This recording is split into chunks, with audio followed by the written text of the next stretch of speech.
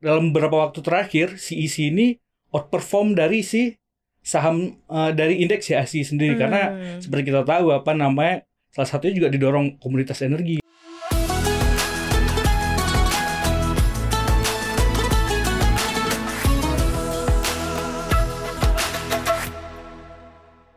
Assalamualaikum Sobat Cuan, apa kabar? Semoga selalu dalam keadaan yang sehat walafiat, amin. Ketemu lagi di Cuap-Cuap Ramadan. Ini adalah program persembahan dari Cuap-Cuap Cuan selama bulan Ramadan untuk menemani Sobat Cuan pastinya menjalankan ibadah puasa dengan lebih penuh berkah dan juga penuh dengan amanah.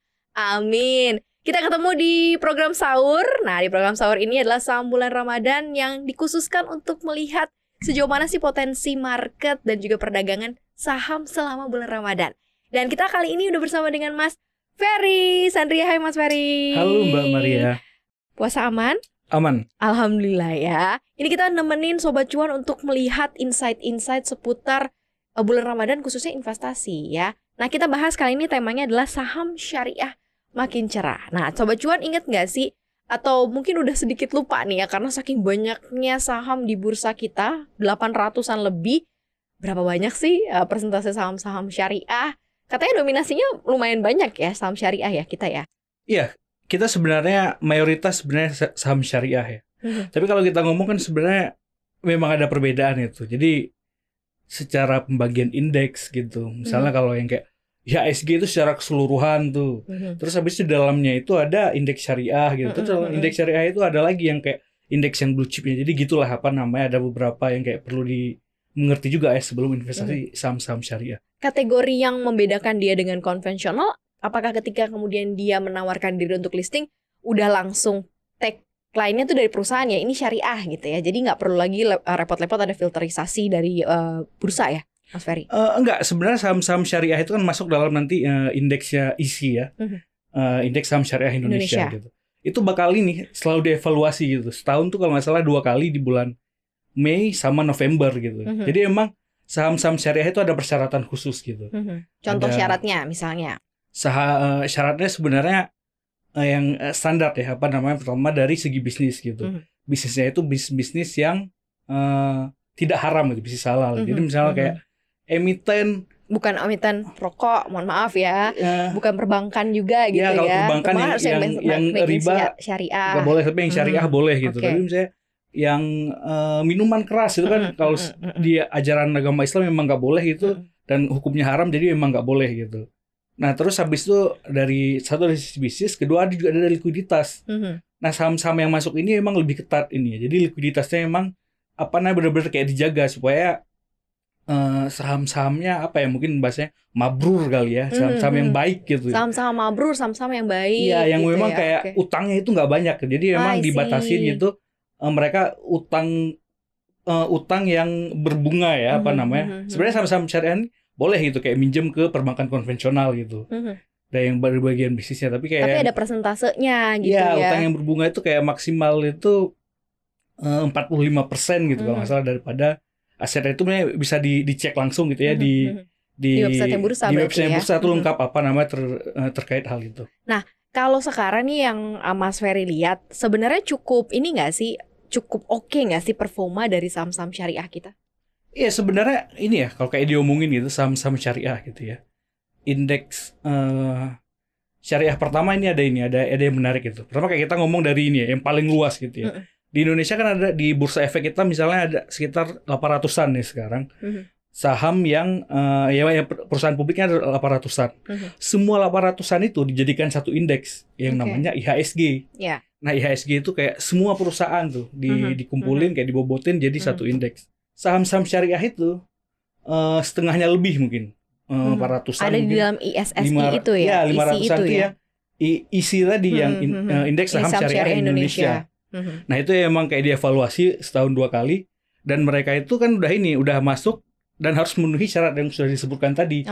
Baik dari dari kecukupan modalnya gitu, dari bisnis yang dijalankan gitu. Jadi sebenarnya bursa pun juga sudah memudahkan para investornya yang mau bertransaksi di saham-saham syariah, yang mau membeli saham syariah tinggal lihat indeks ISSI aja atau ISI ya, indeks saham syariah Indonesia, tanpa harus ngecek lagi 800-an sekian gitu ya indeks harga saham gabungan ternyata udah dikerucutkan lagi gitu ya. Nah, kalau kita bicara mengenai performanya nih, kalau kita lihat indeks kita kan IHSG ya so-so ya di 6.900 ya nggak bisa sampai ke 7.000 belakangan ini ya. Cuman kalau dari performa saham-saham di bawahnya yang berbasis syariah menurut Mas Ferry lumayan oke nggak sih? Taruhlah kita ada Bank Syariah Indonesia ya kan, terus kemudian ada beberapa saham-saham syariah lain banyak banget sih gitu ya yang tidak ada ribanya, tidak mengandung unsur-unsur haram, misalnya minuman keras, rokok dan lain-lain masuk ke dalam syariah. Itu lumayan oke nggak sih performanya? Menjanjikan yang performanya lumayan berjalan lurus dengan indeks, artinya indeks menguat, dia menguat juga atau berbalikan gitu. Indeks yang melemah justru malah saham-saham syariah menguat.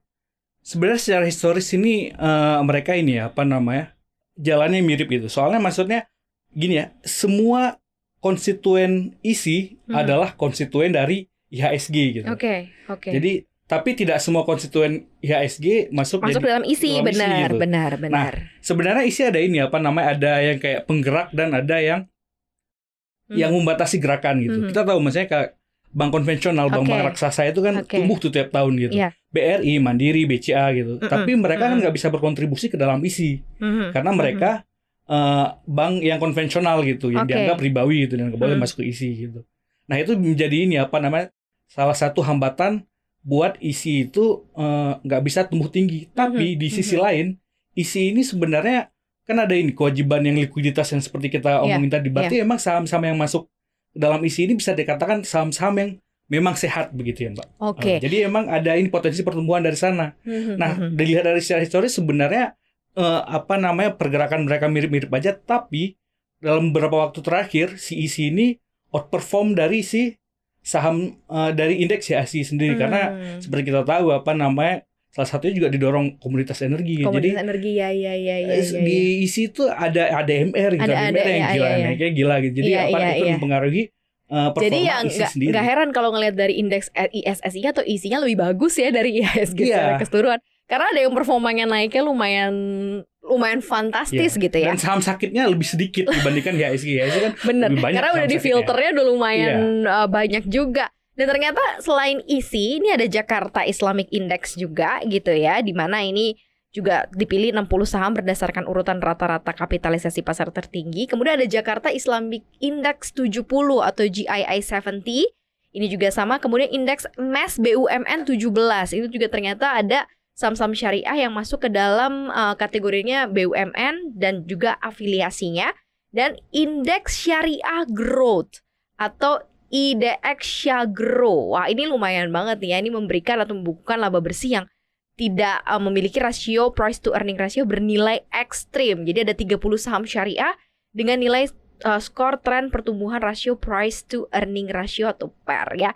Dan secara performa tadi ternyata Mas Ferry bilang nggak nyangka kok malah lebih outperform daripada saham-saham indeks harga saham gabungan secara keseluruhan. Nah biasanya yang suka gitu yang menjadi pantauan utama saham-saham syariah yang diisi ini apa aja sih Mas? Karena kan kalau dilihat sebenarnya ada yang dari partnya kelapa sawit kayak Aali, kemudian ada Ez Hardware itu yang berbau-bau retail, kemudian ada ADMG, Adikarya, kemudian macam-macam deh ini ternyata ada banyak banget ya.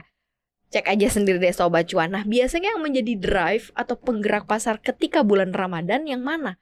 Yang menjadi pilihan saham-saham syariahnya. Iya, ini menarik juga sebenarnya Pak dia omongin sebelum itu ya.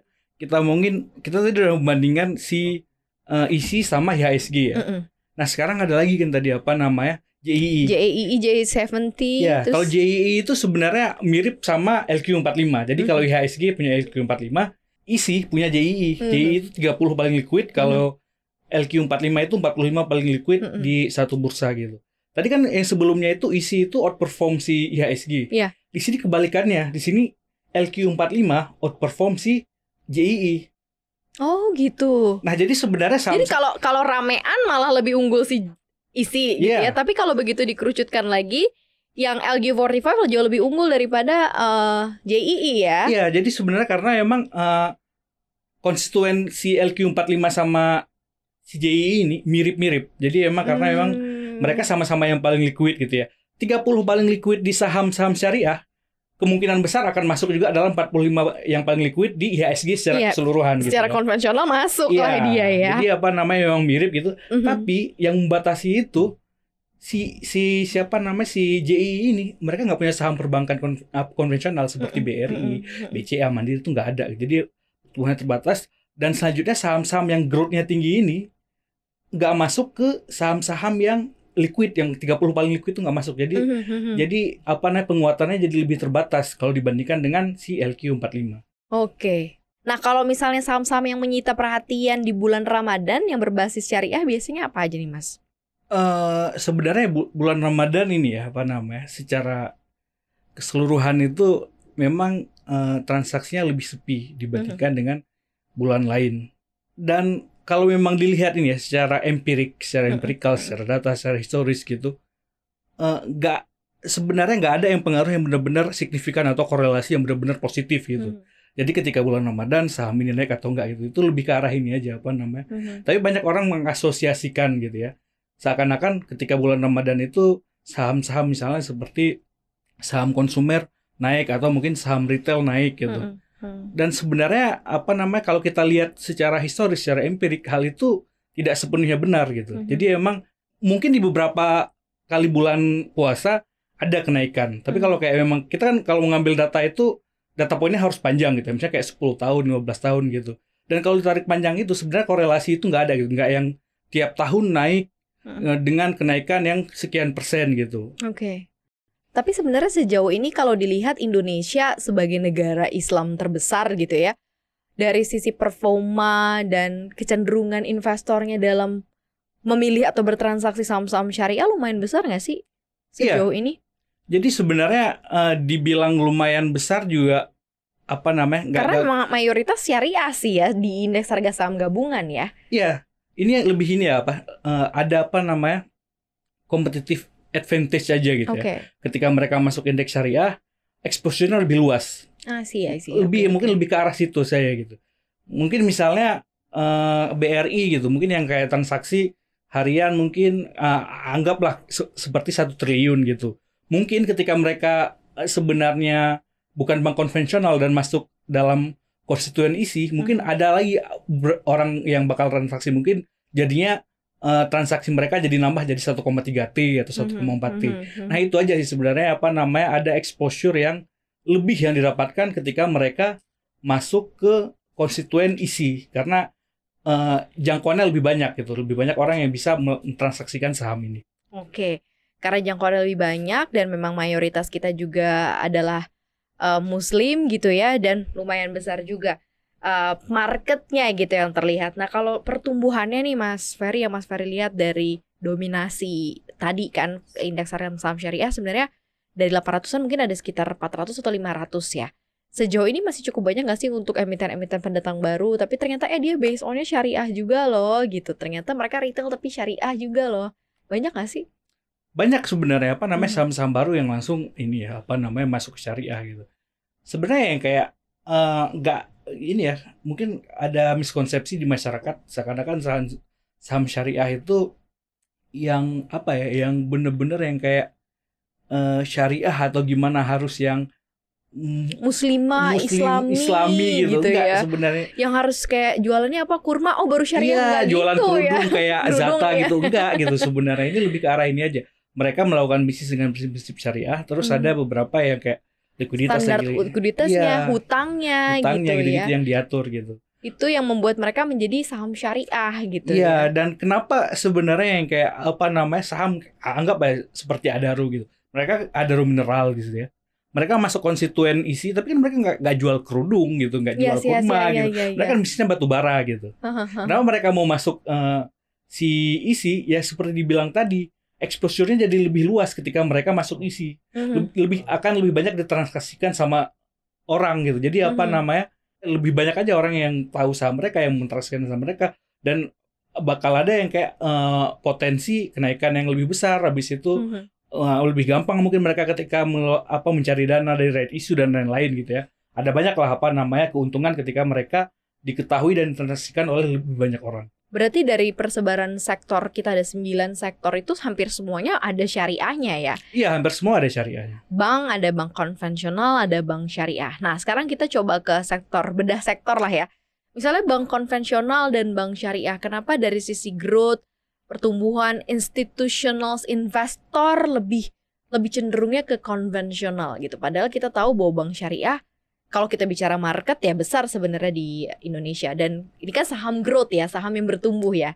IDX Asia Growth yang istilahnya masih akan bisa lebih berkembang ketimbang mungkin saham-saham perbankan konvensional yang udah existing, yang udah mature. Kenapa Mas? Iya, sebenarnya kenapa alasan lebih banyak yang nggak masuk ke saham ini, kita ngomong perbankan ya. Banking aja, kita ngomong yang sektor konvensional, dulu. ya lebih gara-gara ini apa namanya, yang konvensional itu keran untuk mencari uangnya lebih banyak terbuka. Jadi apa namanya, tidak banyak limitasi. Terus habis itu yang kayak dari angka-angkanya bisa yang apa namanya, mungkin yang kredit pinjaman jauh lebih tinggi dibandingkan yang counterpartsnya yang saham syariah gitu, sehingga potensi pendapatannya itu ya lebih bagus. Itu salah satunya ya apa namanya. Tapi sebenarnya potensi untuk growth sendiri di saham yang perbankan yang syariah ini sebenarnya ada juga gitu. Karena emang kayak kita lihat ya apa namanya, mulai banyak gitu orang-orang yang melakukan transaksi syariah, melakukan misalnya kayak pembelian rumah KPR syariah gitu. Dan ini pasarnya pasar yang growing sebenarnya. Selama ini kan karena memang kita berbicara sendiri dari saham syariah gitu ya. Isi itu sendiri adanya baru tahun 2000-an gitu kalau nggak salah. Terus indeks yang JII itu baru ada sekitar 2010-an gitu. Dan ini sebenarnya ya memang ya relatif baru dibandingkan mungkin IHSG atau LQ45. Oke. Jadi itu perbedaannya ya. Kenapa kemudian mungkin dari sisi pilihan gitu ya, investor apalagi investor institusi lebih nyarinya ke konvensional gitu ya. Kalau di perbankan. Nah, kalau di tempat lain misalnya ke energi, sektor energi. Tadi Mas Ferry kan sempat bilang, ini ada Adaro tuh syariah padahal nggak jualan kerudung gitu kan, nggak jualan kurma gitu. Tapi ternyata dia masuk ke dalam core syariah. Apakah memang juga gambaran syariah tambang ini masuk juga ke dalam syariah, atau ada tambang yang tidak masuk ke dalam konteks kaidah-kaidah syariah, Mas Ferry? Iya, sebenarnya yang secara bisnis ya ada beberapa ya, kita ngomongnya masalah kayak halal haram doang tadi. Tapi ada beberapa lagi yang lain, misalnya yang kayak mereka kayak jual barang pasti ya, misalnya kayak proses batubara kan jual batubara begitu. Yeah. Nah tapi kan ada yang kayak permasalahan likuiditas itu. Jadi memang ada perusahaan yang kalau menjual barang pasti boleh berarti ya, masuk ke konteks syariah ya, berarti ya. Konteks syariah, gitu. Dihalalkan berarti ya. Oke. Nah tapi kan nggak semua juga sebenarnya perusahaan batubara yang keuangannya bisa, sehat. Iya, yang keuangan sehat sehingga bisa masuk ke si ISI atau JII. Dan sebenarnya apa namanya, perusahaan juga ini apa namanya, perusahaan lama juga boleh gitu apa namanya memilih mau masuk atau enggak, tapi sebenarnya kebanyakan pasti ingin masuk gitu apa namanya ketika emang mereka lulus kualifikasi gitu. Dan mereka bakal dimasukin kalau memang kayak sesuai kualifikasi. Kalau misalnya laporan keuangannya kemudian membaik, ada pertumbuhan atau ada perbaikan, mungkin nggak sih yang tadinya tidak syariah kemudian masuk menjadi syariah? Ya, kalau mungkin. Dari sisi standarisasinya sudah sesuai dengan syariah, oh tadinya nggak syariah karena mungkin tingkat hutangnya terlalu tinggi, begitu dia bisa merampingkan atau bahkan mengecilkan porsi hutangnya, kemudian dia punya challenge atau kesempatan menjadi saham syariah juga. Iya, mungkin banget. Soalnya sama seperti indeks-indeks lain, si ISI dan JI ini selalu ada kocok ulang. Jadi bakal dilakukan apa namanya assessment 2 kali per tahun, kalau nggak salah tuh bulan Mei sama November gitu, buat ngelihat wah saham ini jadinya bisa masuk nih, dimasukin ke ISI. Atau saham ini mulai rame nih apa namanya transaksinya, ini saham yang sangat-sangat liquid gitu, akhirnya masuk ke dalam JII gitu. Sebelumnya nggak masuk. Itu sama aja dengan kriteria indeks lain, ada kocok ulangnya tergantung dengan apa yang perubahan yang terjadi di tubuh perusahaan tersebut. Oh oke. Berarti ya dengan apa yang terjadi sekarang bisa aja berubah di kemudian hari gitu ya, karena memang perubahan dari bisnisnya gitu ya, perbaikan keuangan dalam bisnisnya. Tadi kita udah bahas ya mengenai perbankan dan juga mengenai energi. Terus sektor mana sih yang paling rawan atau paling sedikit saham syariahnya?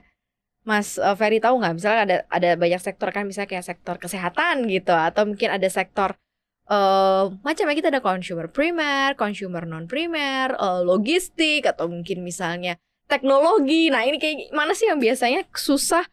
Apalagi saham teknologi ya, itu kan kita tahu lah ya dari sisi kondisi keuangannya lumayan berat, berarti lumayan kecil ya apa namanya kemungkinannya masuk ke dalam kategori syariah. Iya, sebenarnya kalau emang ini ya buat saham-saham syariah sendiri, kalau dilihat dari sisi bisnisnya aja gitu, kayak ngomong yang bisnis yang dijalankan halal atau haram gitu, mungkin distribusinya relatif normal ya, tiap-tiap apa namanya, tiap-tiap sektor gitu. Tapi kalau emang kayak dilihat dari segi likuiditas, mungkin ada beberapa sektor yang performanya kurang lah secara di balance sheet-nya gitu.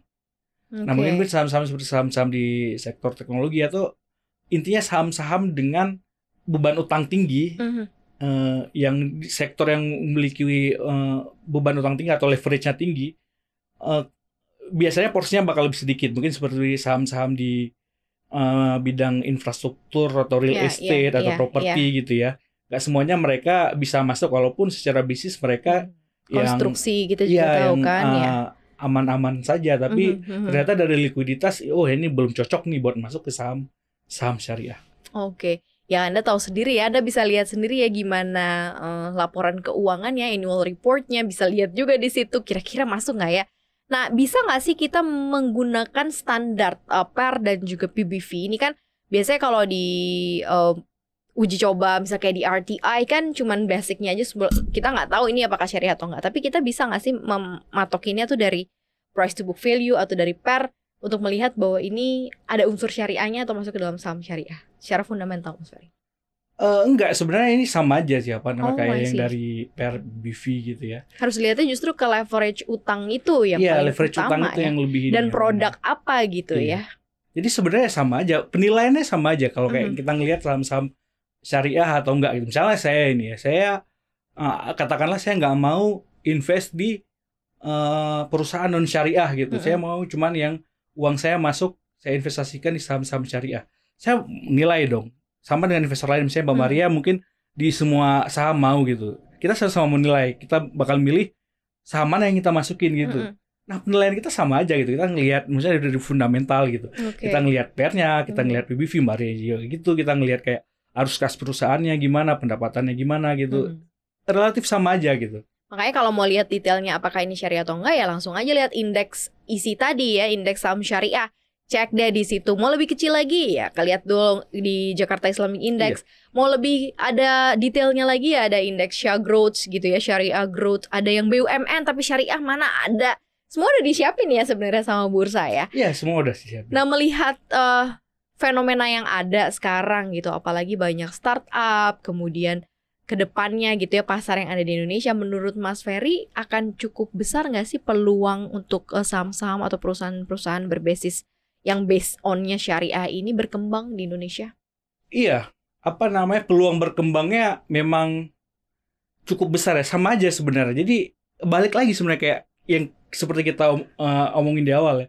Sebenarnya adanya indeks saham syariah itu benar-benar cuman buat mengcater investor yang nggak mau kalau investasi di non syariah gitu. Jadi emang mengenai prospek kedepannya, mengenai penilaiannya, mengenai dan fundamentalnya sama aja sama dengan saham-saham konvensional biasa.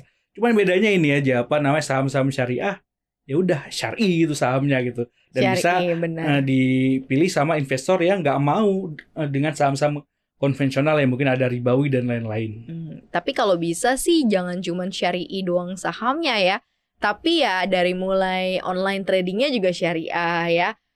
Banknya juga nyimpennya di bank syariah gitu. Kemudian juga perilaku bertransaksinya juga harus syariah kan. Karena juga ada beberapa, kita tahu perilaku-perilaku di pasar modal yang kemudian menjadikan ya selama ini konsep syariahnya jadi kurang afdol gitu. Harusnya keseluruhannya. Tapi yang jelas ini menjawab ya sebuah pertanyaan besar bahwa bisa nggak sih, halal nggak sih invest di pasar modal? Halal.